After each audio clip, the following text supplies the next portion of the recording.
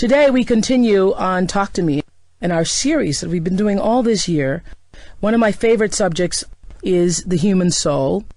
One of my favorite things to talk about when I'm just sitting around hanging out with my friends is that mystical part of you and me that makes us who we are and transcend even what science can tell us, because what I know for sure, we are more than our bodies. If you have tuned into our television show in the last few months, you've likely heard me talk about what has, I would have to say at this point, I think has become a global phenomenon. A lot of people have been talking about the universal law of attraction. And it's been packaged very well, I think, in a new marketing form, because the truth is there have been world philosophers for years who've talked about the idea that we are more than our bodies and there's more to our lives than what we can actually see, and that really that what we are here is really an illusionary plane. Now everybody's calling that the secret. The secret is, in fact, a universal law. I'm really, as I've said on my show, very excited because for years, for me, the real purpose of the Oprah Winfrey Show, when I first figured out that I'd been given this opportunity to speak in people's homes every day and that was more than just a show, I understood that it was about teaching responsibility, about letting people know that you are responsible for your life. And so for years, I've been talking about some of the principles involved in the secret, and that is that the choices that you make every day, and even more so than the choices, the way you think and then make the choices, has everything to do with what your life is. And so, in essence, you are creating your reality every day. I have believed that and seen it work in my own life in so many ways. So I'm really excited that the secret has at least opened consciousness in such a way that other people have been able to at least see that light, that moment that says, you know what? I am more than my body. There are no accidents. Everything is happening for a reason. And I do have a lot of control over it. Many of you may not know that there is a secret behind the secret, and that for over 20 years, Esther Hicks and her husband Jerry have been spreading the word of that so-called secret. That's really not a secret because so many people have known it. They've been spreading the word of that to thousands upon thousands and thousands and thousands of people, teaching this art of allowing your natural well-being to come forth through the law of attraction and using the law of attraction to create a more purposeful life. It was based on her knowledge, she says, of this universal law, that she was invited to be a primary contributing expert on the secret. Esther Hicks was. Maybe you saw the original secret tape. The original secret tape. You're on that tape, Esther. Yeah. Yeah. Hi, welcome, first of all. Hi. Thanks. And so you're on the first tape, and until probably, last weekend I saw a tape and you were not on it. You were first on the tapes, and now you're not on the tapes. Can you tell us why you were on the tapes and now you're not on the tapes? Well, Rhonda originally came to us. Rhonda Burns, the creator of The Secret. Yes, darling girl. Yeah. And she was on a cruise or two with us. Where you're teaching this law of attraction. We do like 50 seminars a year and some Okay. cruises. And so I'd heard that she was there even though I hadn't met her. Okay, I clarify that just to say, oh, we were cruising together. No, there were a lot of us. Okay. A lot of us, not just the two. What are you wearing? I don't know. Are you going to the beach later? Okay, clarified that. So anyway, they came on board and they videotaped our entire week-long cruise, the whole... Rhonda and her crew. Her crew, there were a lot of them, nice Australians. And then we spent one day in another little room with a green screen behind, and she interviewed Jerry and I and Abraham. Abraham is the entity that you... Abraham is the weird part of me. Abraham is the non-physical... I'm glad you said it. Everybody else thinks that. Abraham is the non-physical entity that you use the word. That to me, they are non-physical consciousness. So Okay. I quiet my mind and I tap into their vibration and then I speak what they say. Okie dokie. Yeah, I know. Now, okay, I'm going to come back to that. Yes. But so when Rhonda Burns and her crew, who were filming The Secret at the time, started taping you, is that what we see on the original tape? Yes, And that's Abraham. That's Abraham Yes, speaking there. yes. And so when I read your book, yours and Jerry's book on the law of attraction, which I just noticed is on the bestseller list last week. It is. Isn't that nice? I think that's very nice. Yes. So when I read that book, what I realized is that so much of what is said on and in The Secret, the tape, is almost directly from your book. Well, that book, we just produced that book, but it's almost a literal transcription of the early recordings we did. The first recording being Law of Attraction, the second one being the Law of Deliberate Creation, the third one being the Law of Allowing. And Rhonda had been listening to those recordings. She said to us one day, in fact, I really thank her for the idea about producing the book, because she said to Jerry one day, Jerry, I've been listening to these recordings over and over and over again, and every time I hear them, I hear something more from them. I think you should put that into a book form. And Jerry said, I've been meaning to do it for a long time. He had a lot of it already pulled together. And Jerry, your husband? Jerry, my husband. Yes. So that's how that book came about, was The Law of Attraction. The Law of Attraction book. For those of you who have felt, stimulated, inspired by The Secret, I would have to say that the Law of Attraction really opens that door further in such a way that you begin to truly understand the principle behind the Law of Attraction and how it works in almost every phase of your life. I know you believe it works in every phase of our lives. I do. I believe that the Law of Attraction, that everything is about that. And once you understand the Law of Attraction, and you are looking not only at your own life, but anybody else's that you have, that you're up close enough to really know what's going on, you can see that everybody gets exactly what they're offering vibrationally. Well, the criticism of The Secret, which, and I'm using the words interchangeably today, but clearly I know the difference. The Secret is, as I was saying earlier, I think, and there are people who say, well, no, is it marketing? I think I saw some article. Is it marketing or is it real? Well, the truth is, it is marketing. It has been marketed and packaged in such a way that people, of our generation, of this time, can receive it in a way that perhaps they couldn't receive it with other philosophers or, Yes, and because of Law of Attraction, because so many people are asking, our contrasting experiences are making us ask more powerfully than ever before, and so more people are asking. I think that watching what Rhonda accomplished with The Secret was maybe the best example I've ever seen of someone holding steadily to a thought or an idea and not letting anyone divert them from their idea. And Law of Attraction. Now you see things that have manifested that she was talking about. Things like it was going to be a worldwide phenomenon and people around the world would benefit from it and everyone would be uplifted by it. I think that what happened with The Secret is a really good example of someone deliberately applying Law of Attraction. And in fairness to Rhonda or anyone who's trying to put such a big idea out in such a short period of time, it isn't possible to explain how to make that happen. She studied for a long time before she began applying it, And so I hear criticism, we get so much correspondence from people who've been studying our work for a long time who don't like how it doesn't say enough or don't like how now it's beginning to be diverted into different directions. It's kind of turning in the wind just a little bit. Jerry and I always say, in fairness, what a wonderful thing this is, what a wonderful icebreaker it is, and anybody who wants to know more, there are a lot of people teaching what to do. Yes. I think it's exciting that we're at a time where people began to ask those questions about, what is my life? It's so exciting to me that people are beginning to understand that they can do it themselves. It's all about self-empowerment. Okay, well, let's go to some of the criticism immediately, because I thought when I first watched The Secret, I was excited about it because I thought, oh, wow, this is great because people are going to realize that things aren't just happening out of order, right, that things are really very much happening in order. Mm-hmm. And then I think the criticism has been, well, if things are happening in order, if you're really attracting everything into your life, then when you have cancer, you attracted that? These are questions I really want you to put to Abraham because they explain it so much better. Those are hard questions.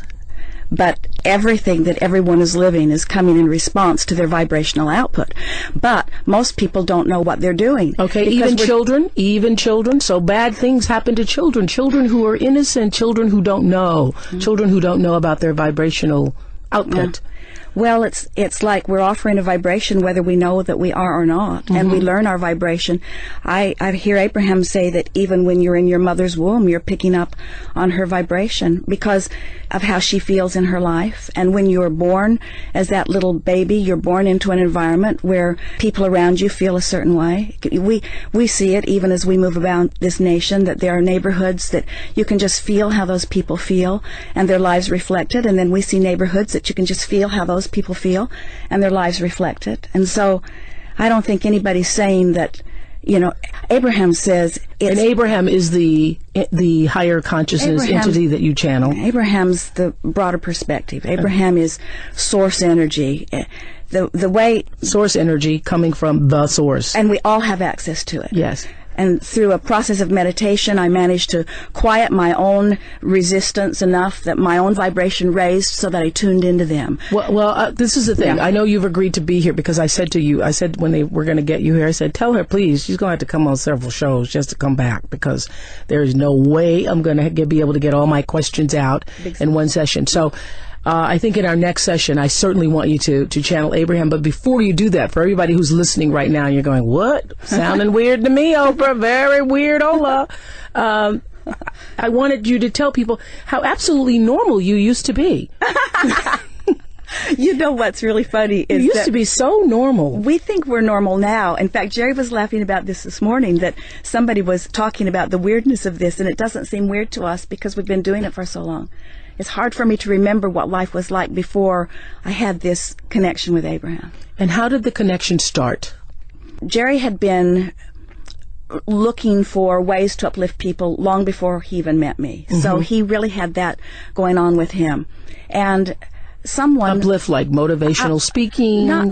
Jerry was never a motivator. He was more an inspirer in that he always looked for strengths in people and then reflected it back to them. Okay. So he found a book in a library one day written by Jane Roberts. Is this the Seth book? Seth book. Yeah, I read all the Seth books. And so Jerry's reading the Seth books, and I was afraid of them. They just seemed weird to me. Yeah. And so he read them in his private time, and that is so interesting you say that, because I used to read them. I was reading them back in the late 80s, I think it was. And then one time I just started to get weirded out by them, and I removed them from my shelf because I didn't want Seth speaking to me when I got up in the middle of the night to pee. Well, I don't know.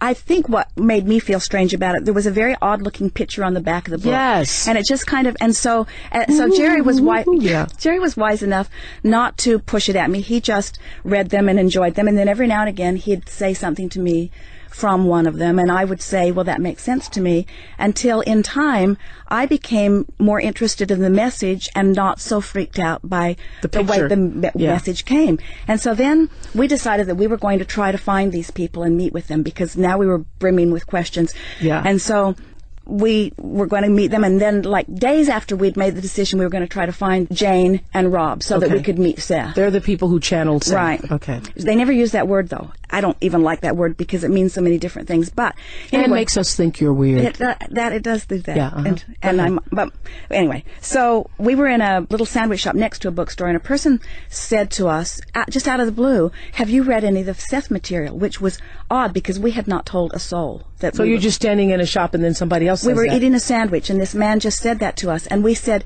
"Yes, as a matter of fact, we have been." And he said, "Did you know Jane Roberts is dead?" Well, that was shocking to me and upsetting. I hadn't heard it, and I felt like somebody had told me that my sister was dead, and I didn't know it. It had that kind of an impact.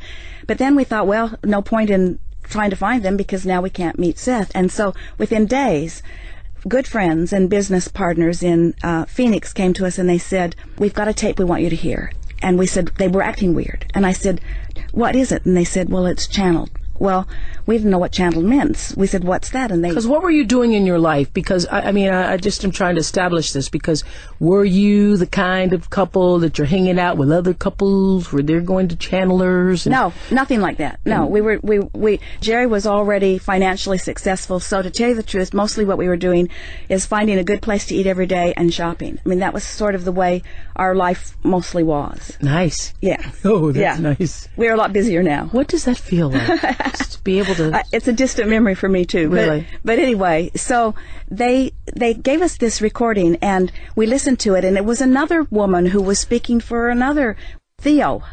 So are you saying that these things are just happening? Unfolding, yeah. It just like law of attraction does. Once you get on a wavelength, then other things like that come to you. I absolutely get that. And I know people are listening right now and you've seen, just the other day I was thinking about something. I walk into my office, I open the door, and that's what everybody in the room was talking about. Exactly. Yeah, I see that. So we visited with Theo. I wasn't sure I wanted to go. It was a beautiful home, no weird stuff going on. Theo relaxed, changed her consciousness as the way she spoke it, and Theo began speaking to us. You weren't weirded out? I was prepared to be weirded out. Okay. And expected to be. But the feeling of it was the most loving experience that I had ever experienced. And you believed it immediately? I didn't know what it was, but I believed it was good. I'm talking to Esther Hicks, who, along with her husband, Jerry Hicks, they're author of a book that's now on the bestsellers list called The Law of Attraction. It is really, if I may say, the secret behind the secret, because they talk about law of attraction in depth. And Rhonda Burns went to them when she was preparing The Secret. So continue. I'm just trying to find out how Esther came to be Esther, who's channeling. That's a word I use because it's the most... It's all right. Most people do. Okay. Channeling Abraham, which he's agreed to do for us on next week's show. But go ahead. So Jerry has all of these questions that he's asking. He has a lifetime of questions saved up for Theo, and I didn't say a word. I just sat in amazement as I listened to the dialogue back and forth. And then I said, I want to go back tomorrow because now I have questions. So we made another appointment. We went back the next day, and I said, what can we do to more effectively achieve our goals? And Theo said, meditate and affirmations, and gave us a wonderful affirmation. And when she said meditate, we were both put off by it because that just seemed weird to us. I thought of people lying on beds of nails or walking on hot coals, or people standing at the airport, standing on one foot with their hand out. And so I said, what do you mean meditate? And Theo said, sit in a quiet room and wear comfortable clothing and focus on your breathing. And when your mind wanders, and it will, just focus back on your breathing again. Then the tape recorder clicked off. My time is up, and there was a girl in the room. Her name was Stevie. I'll never forget her. And she said, well, do you have one last question? Because she could see I was a little frustrated that my time was up. And she said, do you want to know who your spiritual guide is? Well, I would have never asked that because I had never heard that term. But what year was this? This was 1984. Okay, yeah. So I said, yeah, sounded good. Who is my spiritual guide? And Theo hesitated. I thought, oh no, this is bad news. I thought maybe my spiritual guide was someone bad, but she hesitated, and then she said, we are told it will be given to you directly. You will have a clairaudient experience, and you will know. A clairaudient experience. I didn't know what that meant. Okay. So do we all have spiritual guides? Yes. Mm-hmm. Yes. Do you believe that some have more than others? No. I believe that we all are extensions of source energy, and we all have equal access to this wonderful energy. It's just a matter of getting into the place where you can hear it. Do you have 1 or 2 or 3 or 10? I when I first was thinking of Abraham, I thought of them as like an individual. In fact, you call Abraham as many entities. They refer to themselves as we. They say they're a collective consciousness. Now, you must admit that this sounds strange to people. It has to. I know how I felt about it. I know how I felt about it in the beginning, and I have to say, if it hadn't happened to me, I can't say that because I was listening to Jerry read Seth to me, and I was captivated by what I heard from Theo, and Stevie, who was in the room, said it looked as if my heart opened. So who knows? You can't say what would have been, but...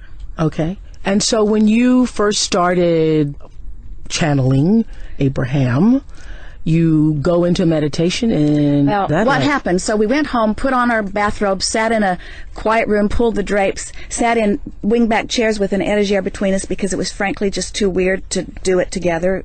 And I just focused on my breathing. We set a timer for 15 minutes, and right away I felt numb, detached.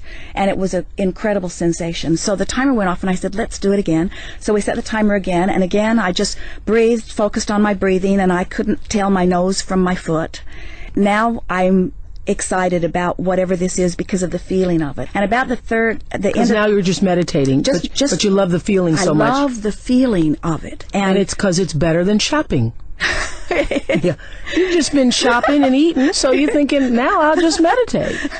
I didn't know what I was reaching for. What was in my mind is, I'm going to meditate every day for 15 minutes, whatever that means, and I'm going to find out the name of my spiritual guide. That was really what was in my mind. Okay, got that. And so right at the end of that, what is now about 45 minutes of meditation, something breathed me. It was the most incredible air drawing in, air pushing out. I felt like I was a billows that someone was breathing, and it was the most loving, incredible feeling of well-being that I had ever experienced in my life, and I wanted more of it.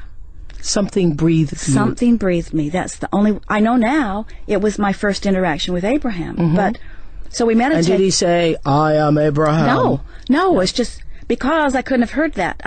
We meditated for about 9 months, and nothing happened except I got numb every day, and I liked the sensation of it. And then it gets weirder. One day, while we were meditating, my head just started sort of moving gently, and I loved it. It felt like flying. And the next day, the same thing. And about the next day, while my head was moving, I realized it wasn't just randomly moving. It was actually like spelling letters, like my nose was writing on a chalkboard. And I realized they were going through the alphabet. And I was on M, N, O. And I said to Jerry, I'm spelling the alphabet with my nose. And Jerry got a notebook. What did you think was going on? Well, see, when it's happening, it feels wonderful and it feels normal. It's Jerry is the one that had to be wondering what was going on. Yeah, because I would have called the doctor. We might have if we hadn't experienced Theo. We might have if we hadn't been reading all of this wonderful information from Seth. Okay. So now we've got the combination of intellectually understanding that we've connected to something, and we have no way of knowing what it is. I couldn't tell you. I only knew that it felt so good. And you wanted more of it. And I wanted more. Okay, so you start spelling with your nose. For about 2 months. It was awkward and awful. Jerry woke me up in the middle of the night and propped me up in bed and would ask a question, and off we'd go. It was bizarre and tiring. Bizarre and tiring. Now, when you say that you channel Abraham, and if it's not called channeling, what do you call it? Well, it's what inspiration is. Okay. It's what the basketball player is doing. You know, he's trained his body to move well, but he gets into that zone and allows his broader perspective to flow through. I mean, I think everybody is doing it to some extent. That's why I don't like... The word implies that only a few can do it, and that it's weird, and that they are the chosen ones, and it's not that way at all. Everyone has access to this broader perspective. Why do you call it Abraham? That's the name they gave, and I don't repeat words that I'm hearing. You don't repeat words that you're hearing. It's not like that. Abraham gives me a block of thought, and at an unconscious level, I match that block of thought up with the physical word equivalent. Okay. So it's like blending their perspective and our perspective. I got it. So when they said, so they've explained that... Because they're not speaking, right now I'm talking like you, they're not speaking in English. Or they're not speaking language. Speaking in vibration. They're speaking in vibration. That's why musicians can translate it. That's why artists can translate it. I got that. So I get this block of thought. Stay with us, XM listeners. I know. Hang in there. It gets better. No, because what's so fantastic is that we're talking about this on its own vibrational frequency. Oh, yeah. XM 156. Cool. That is a vibrational frequency here. So Abraham explains that the block of thought that they offered me, that the word Abraham was the best label that I could find that best defined who they are, because they are at the root of every religion.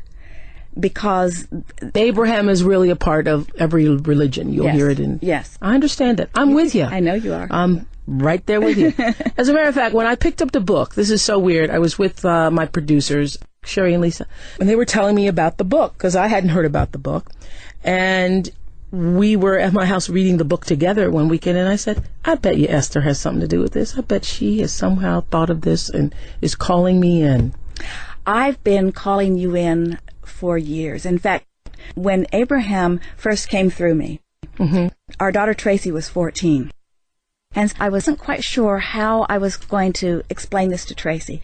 And so she'd been listening to us read the Seth books. And the first thing Tracy said was, can I talk to Abraham? The second thing she said is, don't go on Oprah. Really? because she didn't want all of her friends who watched you every day to see how weird her mother was. Yeah. I've been listening to you, and people email us constantly, and they say things that, oh, Oprah knows this. Oprah's got this. Oprah understands this. And so I told Jerry, I said, whether we're on a television show or a radio show, or whether we just get to sit and play with Oprah a little bit, it's all satisfying to me. Oh, that is so wonderful. Yeah. But isn't it interesting? I felt it. Yeah. I felt it, and I felt that when they gave me the book, I realized that it had been a journey to that very moment. You know what? Abraham talks about how our life causes us, when we know what we don't want, we know what we do want. And so we're creating this constant, they call it a vibrational escrow. It's like our future experience that happens vibrationally before we get there. And I see so many things that are in all of our vibrational escrows. In other words, it's stuff that we've asked for that has already happened on some level. And if we can just get out of our own way, then all those things happen. So I think you were in my vibrational escrow. I think so, too. Yeah. I must have been. Yeah. Well, so half hour's gone already. That's why I told you have to come back next week. Yeah. We'll be joining again with Esther Hicks on our continued Soul series. And next week, I'm going to ask her to bring in Abraham. That's what we're going to do. And you'll explain that my head does not turn all the way around and things like that. I'm trying not to be weirded out. I'm just going to be cool with Abraham. You'll like Thank you for joining us here on XM 156. Talk to Me, our Soul series. So happy to have been able to talk to Esther Hicks. Her book, along with her husband, Jerry Hicks, is called The Law of Attraction, on the bestsellers list right now.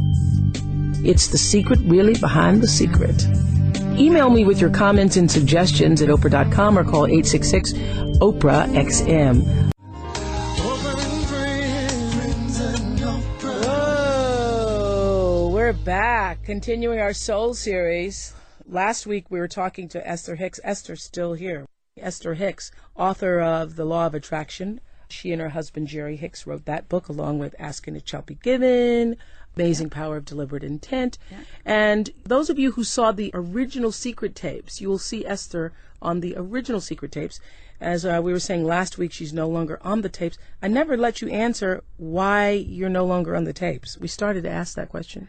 Well, Rhonda said to us that because of the contractual agreement that we had with her, that supposed to get 10%. That's what I read in the New York Times. It was 10% of the DVD sales and 5% of any profit from it. And when we began it, we honestly did not believe that there would be any profit at all because it was a television series in Australia. Mm-hmm. And our intellectual property rights attorney told us not to expect anything, and we didn't. So we were thrilled with what came from it. But she said that they were not able to market it, maybe because Abraham's too weird. I don't know. She never explained to me why. They weren't able to market it with... Abraham is the entity that vibrates, and then she speaks. There you go. The vibration. I got that. Yeah. And that it would be necessary that we sign over our intellectual property rights for the material, or they would have to edit us out. So it was a simple decision for us. Mm-hmm. And then we began receiving so many emails from so many people that were so upset that we were no longer in it. So we wrote a letter to try to explain, because we didn't want people to be upset about anything. Yeah. There isn't anything, nothing went wrong. Everything's all right. So really. There's no feud or anything. You know, I understand why Rhonda did what she did, I think, and it is better for me to try to understand, because pushing against something isn't good for me. Right. And I love her. She's adorable, and our books are really doing well. But there's no question about it. The emphasis on law of attraction has turned a lot of readers to that book. No question about it. Yeah, I happened to see it on the New York Times bestsellers list the other day, and I went, whoa, some other people are being attracted to the law of attraction. It's nice, huh? That's very nice. So at the time when you were removed, were you or Jerry, were you upset about it in any way? It was a really painful experience for me, because it felt to me like we were drawn in one way and utilized and then sort of discarded. But feeling sorry for yourself is not a healthy state of being, and so I'm like way over it. Yeah, really? Yeah, we've just been looking at the positive aspects of it. And the positive aspect of it is, I'm sure you see this, lots of other people are being introduced to your work, even though you're no longer on that particular tape. In fact, 2 or 3 people said to me recently that people are saying to them they're excited about The Secret, now what? And then they offer them our book because that kind of tells them what to do next. Yeah, what to do next. Yeah. What's interesting also, too, about your book, which I really liked very much and I've underlined, and as I was saying last week, when my friends and I, when it was first given to me, we all read together, and I'd say, I'm on page 63. What page are you on? We're on page 82. Let's underline that. We're all talking about it. Your book does not put as much emphasis, and I think one of the criticisms right now of The Secret is, and I can see why people criticize it, is that it's all about getting rich. There's the moment in The Secret where I think somebody puts the check on the ceiling and they're talking about money, money, money, money, money. But as I was reading the law of attraction is about how everything is coming into your life. That's right. Based on the way you're thinking, and not just about money. Do you think that the emphasis on money and getting rich and having boats and planes and bicycles has hurt it? Well, maybe, but in fairness, as we watched her production unfold, and the original Secret, I haven't watched the second one, but the original one, she had a balance. She had people talking about money and people talking about health and other things. I think her intention was to cover everything. But we have recordings on all of those things too, and the ones that are about money are the ones that outsell all of the others. That's the thing that people seem to think will solve everything. We know that it doesn't. I have to say too, I think that's why people are so attracted to The Secret, because they think it can help them get rich. Some people do, anyway. The Secret. Sure. So today we're talking about, and with Esther Hicks, who's the author of The Law of Attraction, and also I Like Asking It Shall Be Given. That's on my bedside right now. Not that I really need to ask for anything else. I'm doing okay. Well, though, you never stop, do you? No. I mean, there's always something more. One of the things I really got from reading The Law of Attraction, your version of it, is that what you can ask for, and what I've been asking for and also receiving, is more joy, because ultimately that is the ultimate success. That's it. More joy. That's it. That's what it's all about. And so to have more joy even in all the things that you already have and all the things that you already do, to do those things deliberately with joy. Oh man, that's the best of all of it, isn't it? Yeah. Yeah. Yeah. Yeah.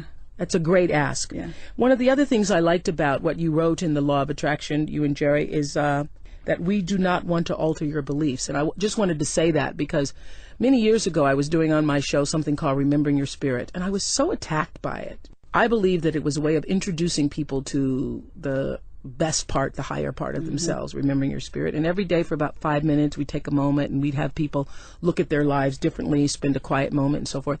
And I received so much criticism about it because some people thought I was trying to tell them what to believe. Right. I really wasn't. I was just saying that who you are is so beautiful. Just spend some time with that and let that evolve to its high self. But I love in The Law of Attraction, I think it's on page 21, where it says, we do not want to alter your beliefs. What does that mean? Again, I want you to ask Abraham that, because that is them saying it. But what I hear Abraham saying to us is that everyone gets to create their own reality. And Abraham's not interested in telling us what we should create. They're only interested in showing us how we go about creating what our life path is about. Right. I'm going to ask you to bring him in a moment, but I just want to You'll read be glad. We want you to know your value, for in the absence of that understanding, you do not attract the legacy that truly belongs to you. Because in your lack of self-appreciation, you deny yourself your natural inheritance of continuous joy. Now, I read that, and I think about all the difficult things that are happening in people's lives and difficult things that have happened to me. So is it your belief or understanding that we're all here, everybody's supposed to have continuous joy? Yes. What about the yin and yang of life? Well, the contrast is what helps us to define from our personal perspective what it is we want to create. And once that explodes in us, if we would just turn our attention to that, we'd get that. But somehow, most of us, it's like getting back to money, we'll say, I don't have enough money. Well, every time we know that we don't have enough money, we ask for more, and when we ask, it is given. But we keep beating the drum of, I don't have enough money. And yeah, I said this on a show, that what you see people saying all the time is, if I could only make it to the end of the month. I've heard people say that. If I could only just make it to the end of the month. And you do. Yeah. You make it to the end of the month and you don't have more. So are you saying that the law of attraction says that whatever you give your attention to, that's what you attract. Exactly. Knowing what we don't want helps us know what we do want. Yeah. But we keep talking about where we're at, so we don't let ourselves become a match to what life has caused us to ask for. I got that. You say also in the Law of Attraction, page 25, once you understand that all people, circumstances, and events are invited into your experience by you through your thought, you will begin to live your life as you intended when you made the decision to come forth into this physical body. And so an understanding of the powerful law of attraction coupled with an intention to deliberately create your own life experience will ultimately lead you to the unparalleled freedom that can only come from a complete understanding and application of the art of allowing. It's so much fun. See, law of attraction's working all the time, whether we know that it is or not. But when we deliberately set forth an intention and we deliberately try to hold our thoughts on that by paying attention to the way we feel and guiding our thoughts that way, then to watch things begin to unfold, that's when life's really fun. I got that. Yeah. I'm talking to Esther Hicks here, who is, I'm saying today, the secret behind the secret, because she was a big part, she and her husband Jerry, of the creation of the DVD that Rhonda Burns did. Rhonda and her crews went to sit with Jerry and with Esther, and she was on the original tape. She's no longer on the tape, but she is here in our studio. And I'm going to ask you to channel Abraham. And let me just say before you do that, the reason why I wanted to do this on the radio is because I really do think that the television audience isn't ready for it. Yeah. So I just know. And so I know all the people listening, you're going to think it's a weird thing. And maybe it is a weird thing. I'm going to see for myself how weird it is. Prepare yourself. I'm preparing myself. That's why I thought I would do this I'd do my virgin run with Abraham on the radio in case some weird old thing happened. So what happens? What is the process? Can you tell our listeners what this means? I just relax and quiet my mind. I usually focus on my breathing. Are you going to look the same? Yeah, nothing's going to change. It'll be all right. Okay. It'll be all right. My eyes dilate is about the only thing that's different. The pupils. And does it happen every time? Can you do it? Does it happen? Do you just say, "Hey, Abraham," and it shows up? The only time that I was not able to bring Abraham in was when the neighbor's dog got in our chicken yard years ago and mutilated some of our chickens. And I was so upset I couldn't relax enough to receive them. But so once you channel Abraham here on XM 156, once you do that, and then I'm talking to Abraham. Are you hearing what Abraham is? I hear every word, but okay, what it is, I don't go away, but I become more is the best way to explain it. Because tell me again what you said last week, that it's a vibrational field. Yeah, I don't repeat words. They offer a vibration that because I've practiced for so many years, I tune to it easily. Mm-hmm. I think you do it too, Oprah. I think you are every bit as weird as me. You just don't use the label. And how do you see that I'm weird, Esther? How so? I don't see you as weird. I only say weird in the sense that I believe that you are weird in the way that I'm weird, in that you receive broader perspective, or you'll get an impulse that when you follow it just at the right time, it's exactly right. Yes. You know. Yeah. I'm going to ask you to bring in Abraham. All right. You'll like it. I'll like it. We are not really as strange as all of that. It is nice to have an opportunity to visit. So, Abraham? Do I call you Abraham? Do I call you Esther? What's the protocol? Mm-hmm. Most call us Abraham. Some call us Estherham. Estherham. Abraham is fine. Mm-hmm. And so when I this is so weird. So as I sit here on... it's not weird from your perspective, but as you try to define it through the eyes of others, yes, you see them as seeing it as weird, and so then it feels weird. But in reality, it is not weird. Yeah. Everyone is doing this to some degree. To some degree. Yes. Thank you for that clarification. So may I ask you some questions about some of the feelings that people have after hearing that they are attracting into their lives everything that is happening? So are you saying that everything happens in our life for a reason? We are saying that, but differently than that, in this way. Everything happens for a reason sounds a little bit like it is an outside reason that has been assigned. We say everything is happening because of the vibration offering that you are setting forth. Everything that is coming to anyone is coming in response to what they've been thinking about.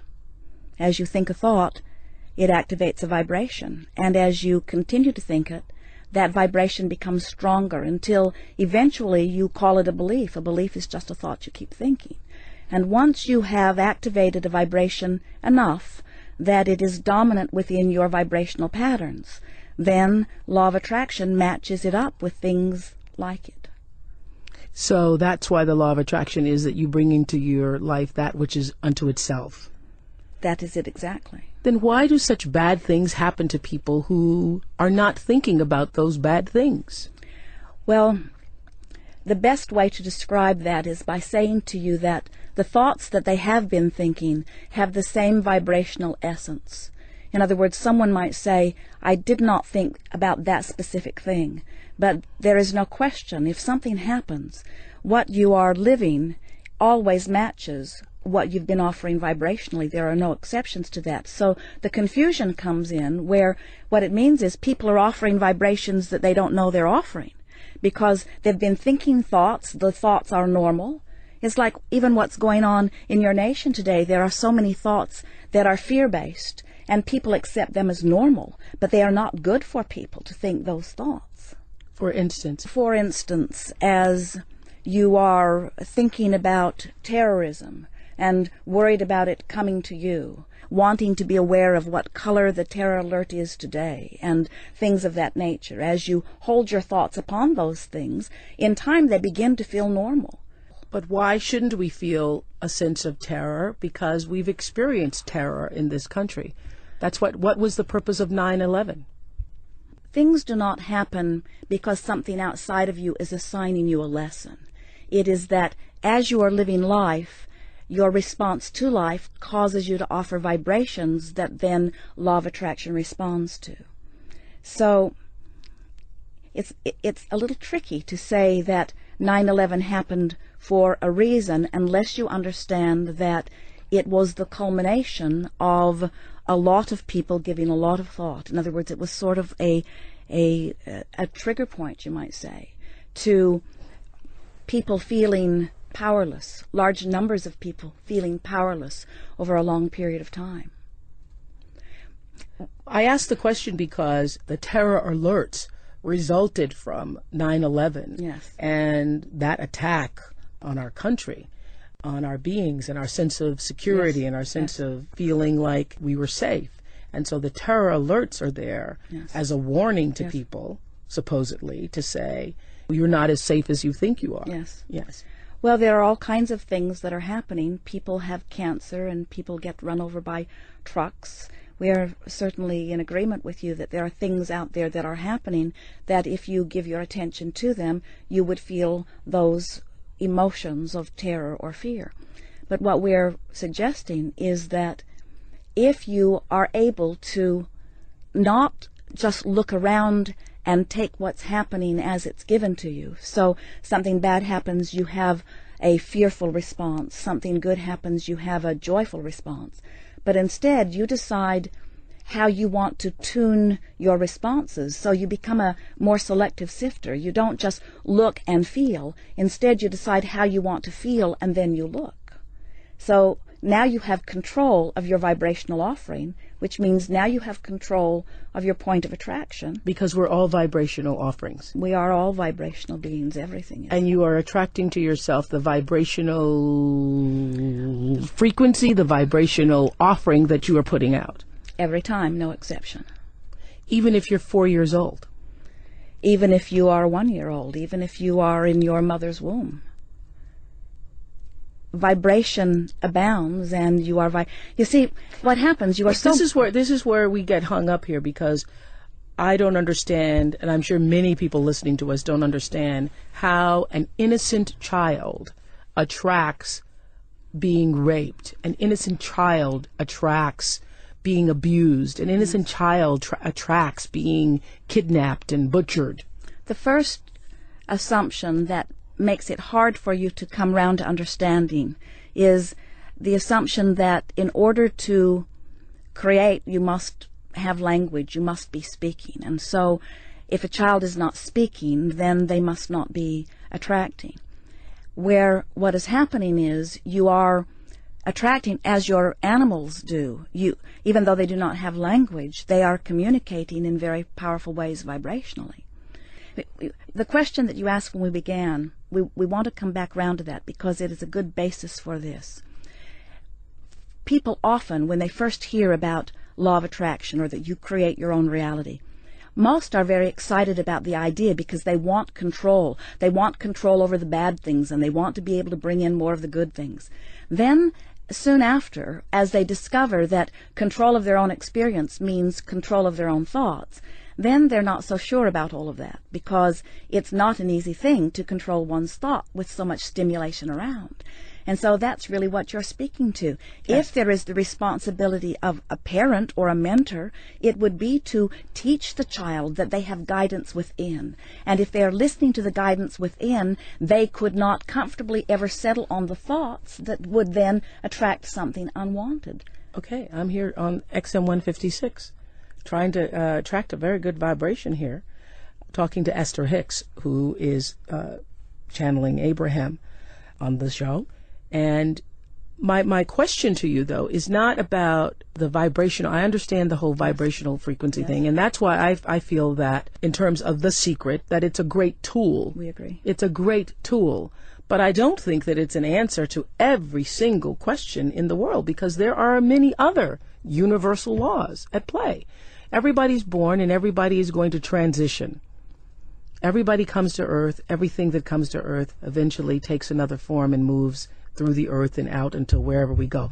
I should ask you, where do we go?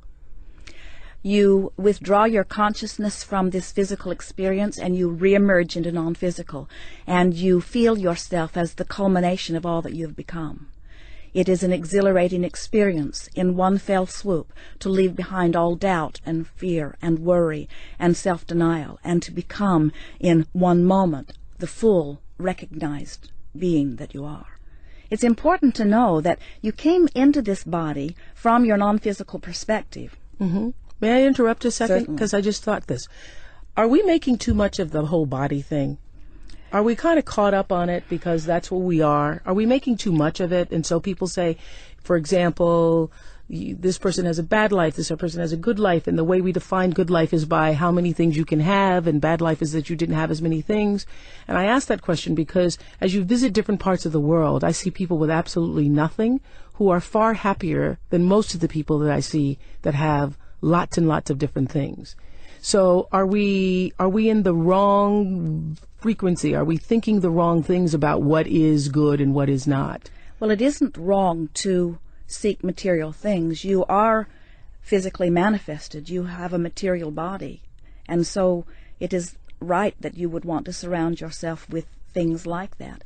But what happens, whether you are in an environment where there is very little stimulation about wanting things, or whether you are in an environment like this where there is so much stimulation about it, the important thing to understand is that whatever life you're living, your life is causing you to define what it is you are wanting. You're constantly emitting these rockets of desire as you sift through the contrast of your experience. It's not a complicated story to unravel, and we can give it to you in a very short period of time if you're wanting it. Please do.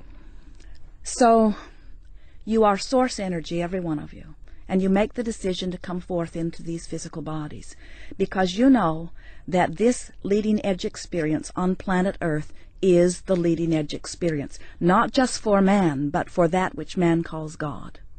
So as you express yourself forward into these physical bodies, the environment that surrounds you and the contrast of it helps you individually and uniquely to define what you desire. And as that desire is born within you, even before you can put words to it, it radiates from you like a rocket. And the source that was you before you were born follows that rocket and literally becomes the vibrational equivalent of every hope and desire and dream that every one of you dream. So out of the contrast is born the anew, the renewed, the expanded version of life. We like to refer to that expanded version of you as your vibrational escrow. It's who life has caused you to become. But most physical beings, even though life is causing them to become this, they stand looking at what they have rather than looking at who they have become. So they affect a separation between who they have now become and who they are letting themselves be. But the source within them always calls them toward it. That's why when you feel enthusiasm, you are on the same vibration. Joseph Campbell said, follow your bliss, and we think those are the best words that have ever been offered. But sometimes you cannot get a whiff of bliss. If you are in despair, if something bad has happened, if you've witnessed something, and someone is saying you should follow your bliss, even though Source is calling you, you can't hear it because the vibration of where you are and the vibration of Source is different enough that you can't hear it. Not that it isn't calling, but you can't hear it. So, do you know what the call of Source sounds like? People say it must sound like harps and angels. No. We say it depends on where you are. Mm-hmm. If you are in appreciation, the call of Source feels like elation. If you are in despair, if you feel powerless, the call of Source feels like rage.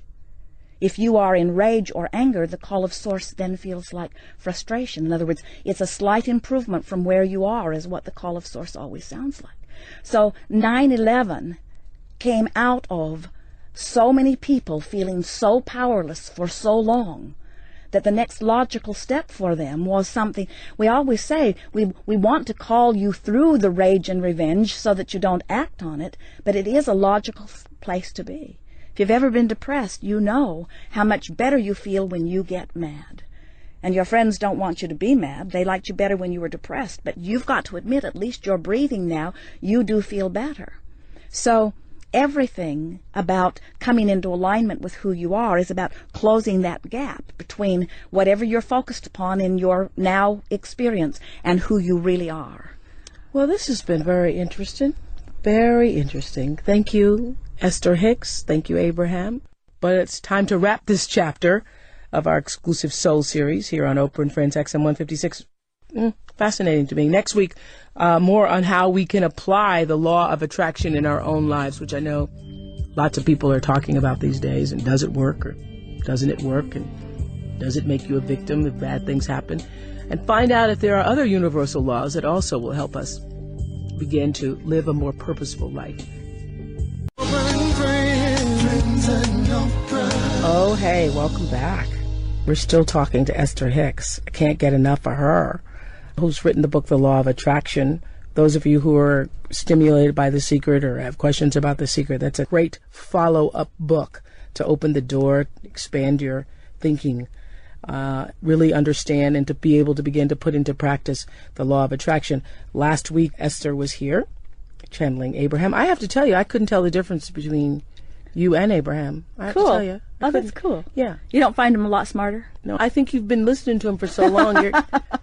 You're getting it yourself. I think I do have it, but they do have a clarity that I don't have. A clarity. I think I noticed that there is a difference in articulation. Mm-hmm. I mean, I think sometimes the words feel a little sharper, more succinct, more direct. Mm-hmm. That's what I feel. What does that feel like to you when you're doing that? It's the best thing I ever do. Mm-hmm. Them flowing through me. It's like flying. Mm-hmm. I love the sensation of it. Really? It's the feeling of utter well-being, and it's the feeling of knowing everything. Yeah. Yeah. And you say utter well-being because how do you know what your state of being is? To me, it's the absence of anything that's bothering me. Yeah. Utter well-being is just that feeling, that everything's fine and that everything's all right. And it's a feeling of elation. So as I sit here talking to you, I wondered when I read yours and Jerry's book on the law of attraction, which is now on the New York Times bestseller list. This is written so beautifully through the words of Abraham that you say, that you channel. And I'm wondering, because you know all of this now, do you ever have a bad day? Yes. But well, you attracted that to yourself. Absolutely. Yeah. And when I have a bad day, I feel guilty, which makes the day worse. And then I remember Abraham saying, you are where you are. Just reach for a thought that feels better. They say you can't sit your radio dial on 6:30 a.m. and hear what's being broadcast on 98.7 FM. Or XM 156. Yeah, or that. Yeah. So when something happens and you focus on it, you feel what it is. But we have choices. You say on page 49 of the Law of Attraction that your attention to anything is drawing it closer to you. So that means even when you're saying, and I loved it when you say, try not to think about snow. Everybody listening right now, don't think about snow. And immediately you think about snow falling, snow on a mountain, snow. And you're saying in the book, The Law of Attraction, that the vibration doesn't hear no or don't. The vibration hears snow. Every subject's two subjects. It's like picking up a stick, and on one end of it is what the absence of what you want, and on the other end of it is what you want. So you pick up the subject and you activate it, and depending on how you feel is which end of the stick you're on. It's like, am I really thinking about my lover coming, or am I noticing that he hasn't come yet? It's the subject is my lover, but if I'm thinking about him coming, I feel high and happy. If I'm thinking about the fact that I have no idea where he is or if he'll ever show up, I feel terrible. Yeah, so that's why you speak about and have written about the law of deliberate creation. Yes. Because I think for most people, they can't even figure out what it is they really want. And I say this to also my friends and people who work with me all the time. Don't say you do want something, but then subconsciously, the layer is, when you go beneath the surface of it, is, I'm not so sure I'm really going to get it. I'm not so sure I can really have it. Because that's then what is going to be working for you. That's right. The universe is not responding to our words. It's responding to the way we feel. So the more you think about, for example, you say, I don't want to think about it. I'm sick, but I don't want to think about it. I'm worried about my child, but I don't want to think about it. What happens? The best example that I've seen of that, a lady was talking to Abraham, and she said, I'm in such pain. I have arthritis in my hips, and every moment I feel uncomfortable. How can I think about a good feeling body when my body hurts so much? And Abraham said, you have to separate what's happening from the way you feel about what's happening. In other words, they said, you're in a painful arthritic body and you feel frightened, or you're in a painful arthritic body and you feel hopeful. And the difference between hope and fear is the difference between recovery or not. So the way to begin to use this as a tool to do, as you and Jerry say in the book, Law of Attraction, to lead a more purposeful life is to follow your feelings toward that which is good. You have to find a way to quantify the journeys. It's like Jerry and I drive from Phoenix to San Diego, and we know how to get there. It's 400 miles. We head west. We never feel discouraged. We know we're going to make it. Even though we're not happy out there in the desert, we can't wait till we get to San Diego.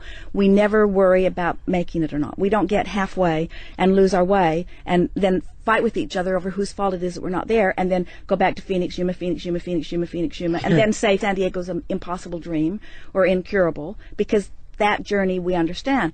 But sometimes people who are sick, who want to be well, they're well along their way to wellness vibrationally. Abraham said 99.99% of every creation is completed vibrationally before there's any physical evidence of it. So we're well along the way to our recovery, but then because we can't see the evidence of it, we go in for another test or whatever, which gives us bad news, and then we turn around and go back to Phoenix. So Esther Hicks, author of The Law of Attraction that we're sitting here talking about here today, so the source is calling you, and it's up to you to be able to figure out what the calling is, or is it up to you just to decide what it is you want? It's like Kate is 5. We played with her in the hotel room a couple of months ago. She hit a little car, and then it was our job to find it. And she'd say, you're getting warmer, you're getting colder, you're getting warmer, and we found it every time. And it's the same sort of thing. Somehow we've got separated from our understanding that an improved feeling is moving toward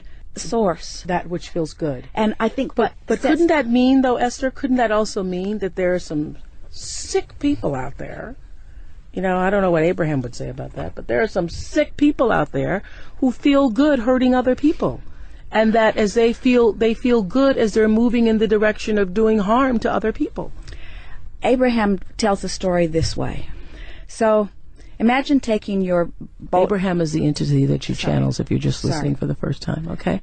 Take your boat down to this river's edge with your paddles in, and they say most people deliberately turn the boat upstream and begin paddling very hard. And they say, why don't you just turn and go with the flow? And people say, well, that just seems lazy. And what Abraham's wanting us to understand is that everything that we want is downstream.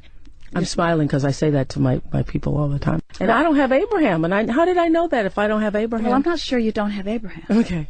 I know that. But I use that exact phrase. I always say that there is a current to everybody's life, and there's a flow in your own life. And if you're struggling, it means you're moving upstream. Turn around, find the flow. And you don't even have to turn the boat and paddle downstream. Just let go of the oars. The current will carry you. That's what I always say. And see, so you know.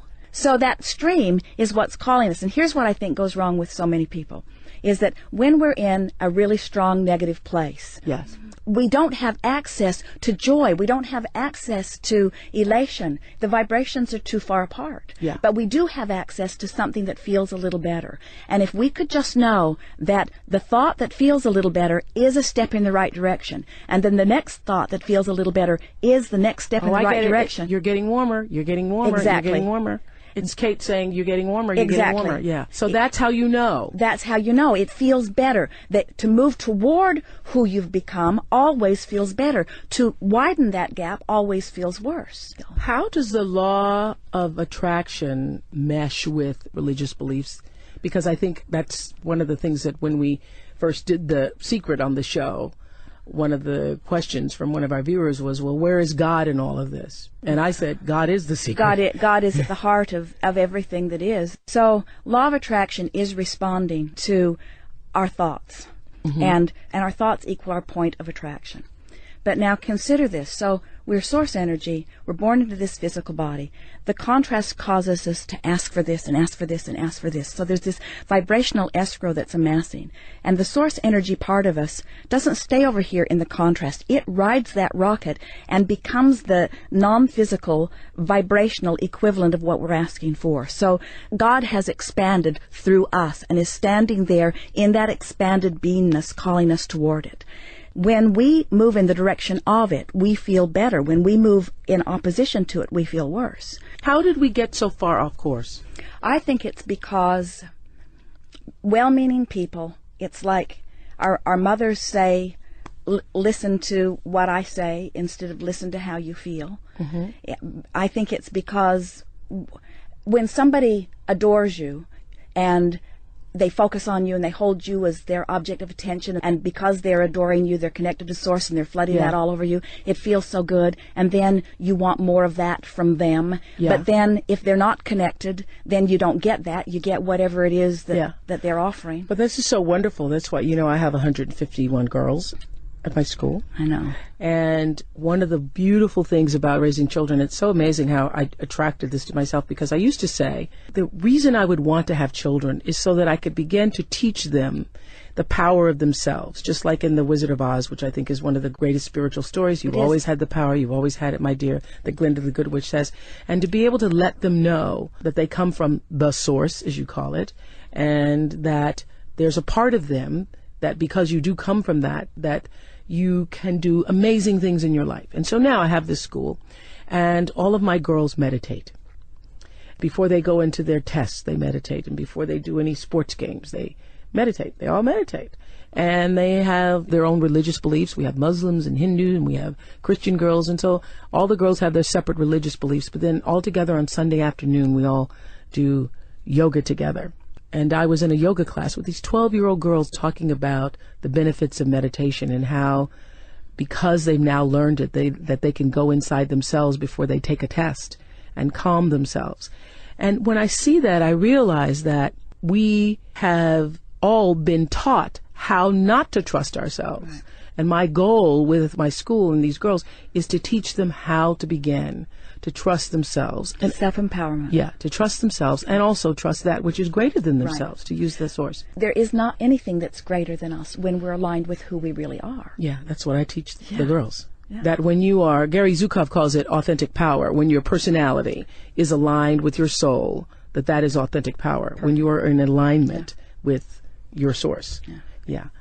Was there a moment after you were taken off the secret tape, because we said that in the previous shows, you were on the original tapes, and now you're not? Were you upset because since it's been such a great success?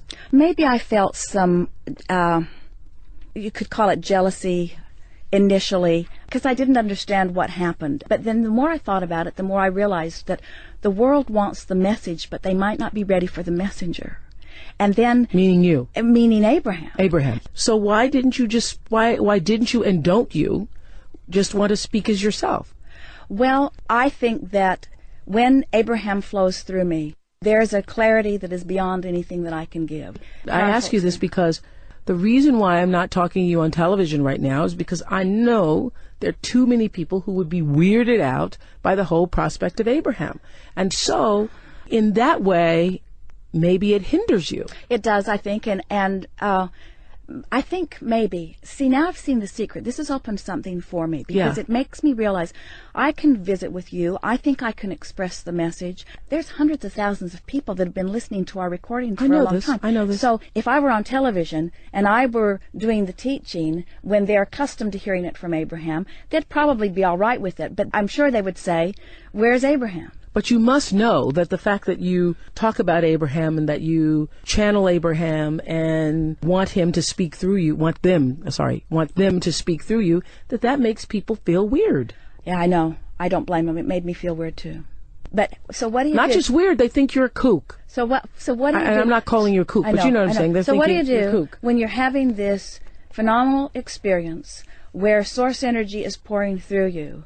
It's just what's happening. Well, so what do you do? I don't know. This is so interesting. I was talking to some friends about this recently, and I was thinking that too bad I won't be around, but maybe I can channel myself here 100 years from now. Because I think 50 years from now, I think, first of all, The Secret, your books, all of that are elevating conscious to the point where this won't be so weird. Yeah. Even a decade from now, this won't be so weird. 25 years from now, it won't be so weird. Now, I'm going to take this to another level of weirdness. And if Jerry were doing this, I'd be mad at him, but I'm going to do it anyway. Right after we met Abraham, we were living in Phoenix, and I was receiving them, and we were having a wonderful time. And Jerry was teaching from the book Think and Grow Rich, and he was telling the story about a sharecropper's daughter who said, "My mammy's got to have 50 cents." And she just stepped right up in the face of this man and demanded it, and he reached in his pocket and gave it to her, which he couldn't believe that had happened. And while I'm sitting there in the audience, I feel consumed with this energy that I recognize must surely be Napoleon Hill. It was strong, and he was so excited about Jerry's delivery of this story. So as soon as Jerry got off the stage, I said, "Jerry, I believe that Napoleon Hill has something that he wants to say to you." And we went to the car, sat in the back seat of the car in this Napoleon Hill? I know, I'm sorry, but it's... Okay. You know, no one's dead. Okay. You know? And so Jerry has activated this by his lively expression from this book, and so this energy is now interested in what we're talking about. And Jerry asked Napoleon Hill, "What would you have done differently?" And Napoleon Hill said, "I would have told where I got it from." And Jerry said, "Why didn't you?" And he said, "The book would have never been published." So then... Napoleon Hill, author of... Think and Grow Rich. Yes. So then years go by, we receive Abraham. I had never heard the word law of attraction. I'd never read any of this stuff. Abraham encouraged me not to read because they didn't want me to worry about where I was getting anything.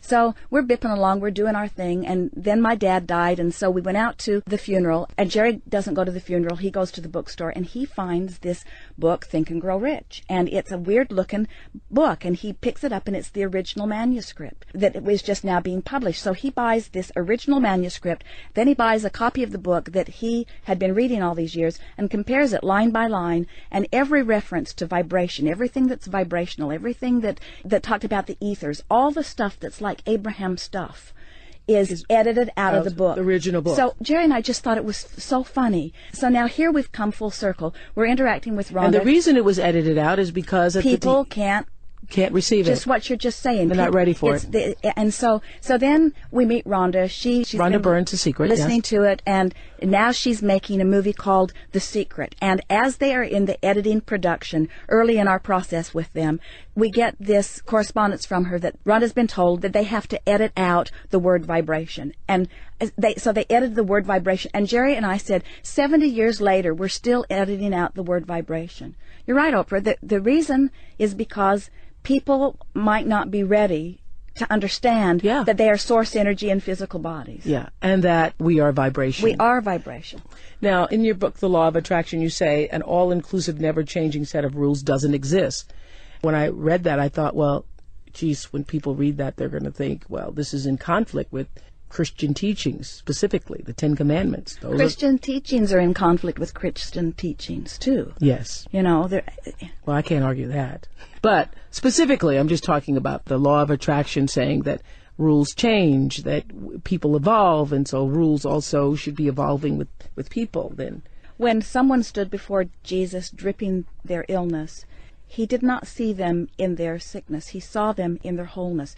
He saw their vibrational escrow. He saw who they really are. Mm-hmm. And he held that in his mind so powerfully that he dominated the vibration of their being so that they were well. And then he said, go forth and tell no one. Yeah, and that's why you say in the book also, you say that the greatest thing, which that really was a sentence that changed me, that Abraham said through you, that the greatest gift you can give to someone is your highest expectation of them. So when you see the best in them. Because when you see the best in someone, you're tuned in, tapped in, turned on to source energy. So it's not just you looking at them, you're flooding all over them with source energy. And by source energy, you mean what most people call God? Yeah, Abraham doesn't use the word God because they say it just makes you think of what you already think about God, and yes. what they think is different than what most people do. It makes you think of God in the religious context, yeah. I feel so much more closer to Christ as a result of what I've learned from Abraham than I ever knew before, because I feel like I feel how he felt. I feel like I know what he knew.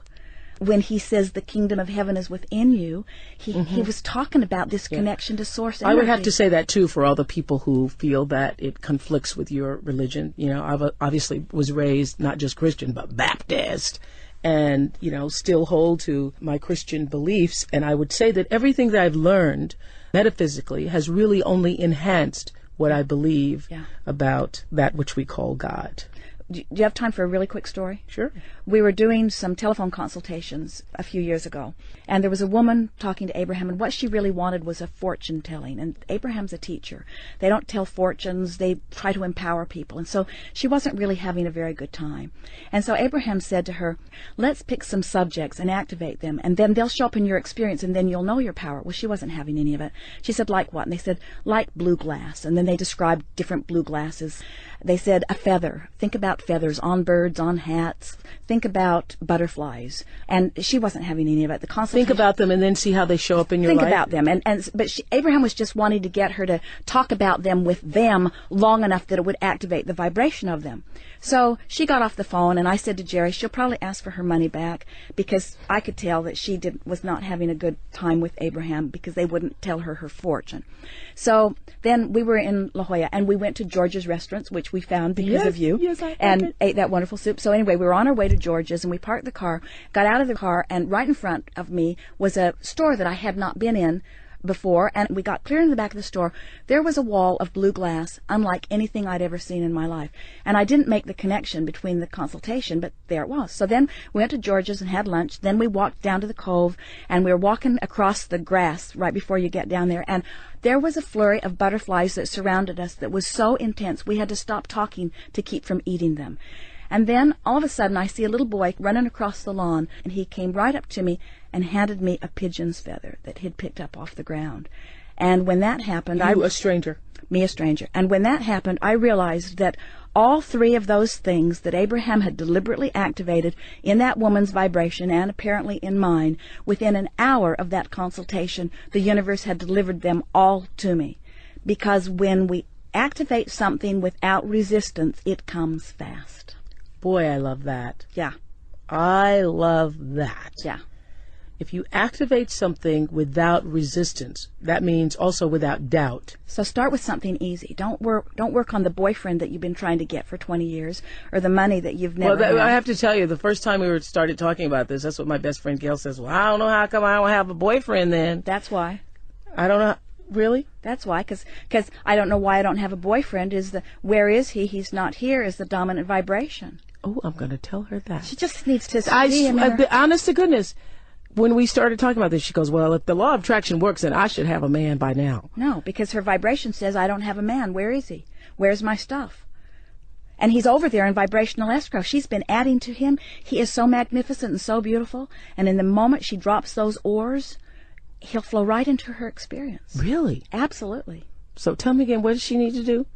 She needs to. She needs to stop talking about him not being there and start saying things like, well, maybe he's coming and I'd like him to come and I believe that he's out there and wouldn't it be nice if I could see him? She did say that on the road trip. I believe he's coming. I believe he's there. And so when that is the strongest vibration within her, he will be there. But as long as he's not coming, she's holding him away with those other thoughts. So you're saying start small. Start with something easy, meaning something that you're not already worried about. So start with that what? Because you're testing it? You're just testing it. Well, you can test it. You can test it. I would test the law of attraction. I would deliberately activate things in my mind, and then I would watch law of attraction bring them.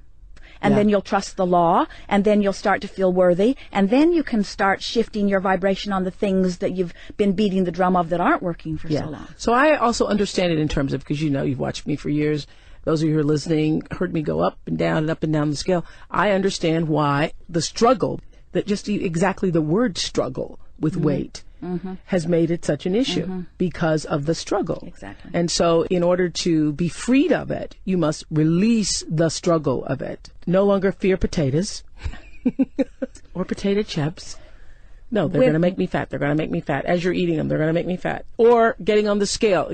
As everybody who's listening, you've done this. You get on the scale and you feel worse. The numbers make you feel worse, and then you decide, well, okay, I'm just going to eat to make myself feel better. Yeah. So you can't get the thing that you are worried about because the worry is the indication that you're offering the vibration of the lack of it. Okay. Worry isn't keeping you from it. It's your indication of where you're vibrating. Because the thought creates a vibration, and the good thoughts create good vibrations. Let's see, how can I say that?